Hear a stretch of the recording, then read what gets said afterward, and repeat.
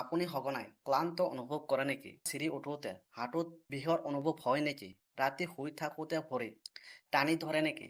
দাঁত আগৰ দৰে মজবুত নাই নেকি? যদি এই সমস্যাবোৰ আপোনাৰ আছে, তেন্তে আজিৰ এই ভিডিঅ'টো আপোনাৰ বাবে অতি গুৰুত্বপূৰ্ণ হ'ব। কাৰণ আজিৰ ভিডিঅ'ত মই এনে এটা সমস্যাৰ বিষয়ে আলোচনা কৰিম, যিটোৱে লাহে লাহে শৰীৰটোক ভিতৰৰ পৰা দুৰ্বল কৰি তোলে। আৰু সেই সমস্যাটো হ'ল কেলছিয়ামৰ অভাৱ। বেছিভাগ মানুহে ভাবে কেলছিয়াম কেৱল হাড়ৰ বাবেহে হয়, কিন্তু বাস্তৱত কেলছিয়াম আমাৰ হৃদযন্ত্ৰ, পেশী, স্নায়ু, দাঁত আৰু সমগ্ৰ শৰীৰৰ বাবে অত্যন্ত প্ৰয়োজনীয়। আজিৰ ভিডিঅ'ত আপুনি জানিব কেলছিয়ামৰ 10টা লক্ষণৰ বিষয়ে, এই সমস্যা কিয় হয় আৰু প্ৰাকৃতিকভাৱে ইয়াক কেনেকৈ দূৰ কৰিব পাৰি। সেয়েহে ভিডিঅ'টো শেষলৈকে চাওক। কেলছিয়াম কিয় ইমান গুৰুত্বপূৰ্ণ? বন্ধুসকল, আমাৰ শৰীৰৰ প্ৰায় 99% কেলছিয়াম হাড় আৰু দাঁতৰ ভিতৰত সঞ্চিত হৈ থাকে। আন 1% কেলছিয়াম ৰক্ত, পেশী আৰু স্নায়ুৰ ভিতৰত থাকে। এই সমস্যা 1% কেলছিয়ামে নিয়ন্ত্ৰণ কৰে হৃদস্পন্দ, পেশীৰ চলাচল, স্নায়ুৰ সংকেত আৰু ৰক্ত জমা হোৱা প্ৰক্ৰিয়া।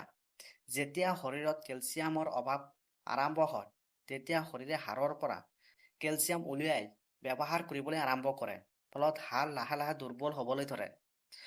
এতিয়া আহক এই 10টা লক্ষণৰ বিষয়ে জানো। 1 নম্বৰ, ভৰিত সঘনাই টানি ধৰা।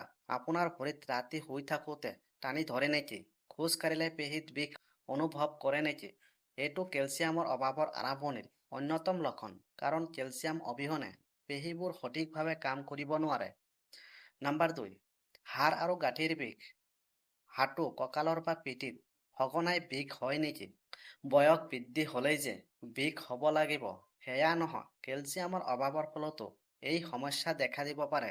নম্বৰ 3, দাঁত দুৰ্বল হোৱা আৰু দাঁত সহজে ক্ষয় হৈছে নেকি? গৰম বা ঠাণ্ডা বস্তু খালে দাঁতত জোকাৰণি লাগে নেকি? এইবোৰো কেলছিয়ামৰ অভাৱৰ লক্ষণ হ'ব পাৰে। নম্বৰ 4, নখ সহজে ভাঙি যোৱা। নখত আগৰ দৰে শক্তি নাই নেকি?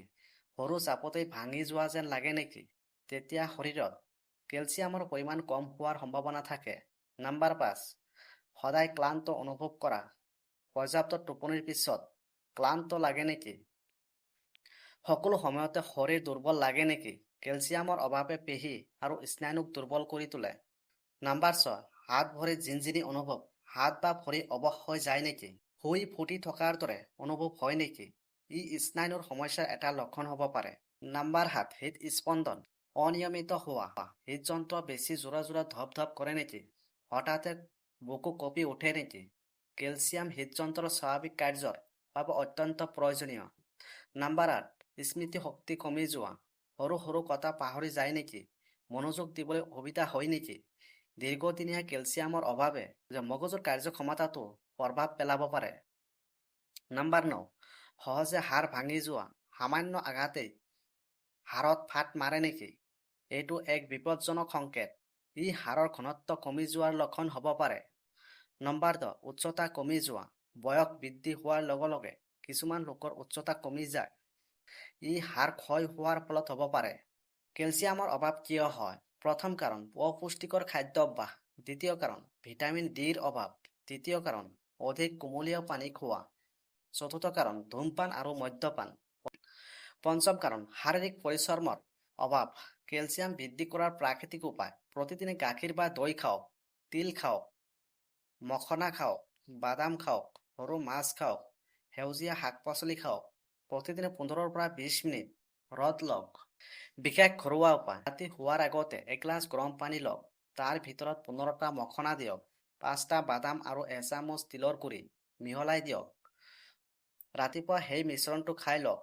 ই কেলছিয়াম, মেগনেছিয়াম আৰু প্ৰটিনৰ এটা উৎকৃষ্ট উৎস। বন্ধুসকল, কেলছিয়ামৰ অভাৱ এদিনতে সৃষ্টি নহয়। ই লাহে লাহে বৃদ্ধি পায় আৰু শৰীৰক ভিতৰৰ পৰা দুৰ্বল কৰি তোলে। সেয়েহে আজিৰ পৰাই নিজৰ হাড় আৰু স্বাস্থ্যৰ যত্ন লওক। ভিডিঅ'টো ভাল লাগিলে লাইক কৰক। আপোনাৰ পৰিয়াল আৰু বন্ধু-বৰ্গৰ সৈতে শ্বেয়াৰ কৰক। কমেণ্ট কৰি লিখক, মই আজিৰ পৰা মোৰ হাড়ৰ যত্ন ল'ম। চেনেলটো ছাবস্ক্ৰাইব কৰিবলৈ নাপাহৰিব। ধন্যবাদ।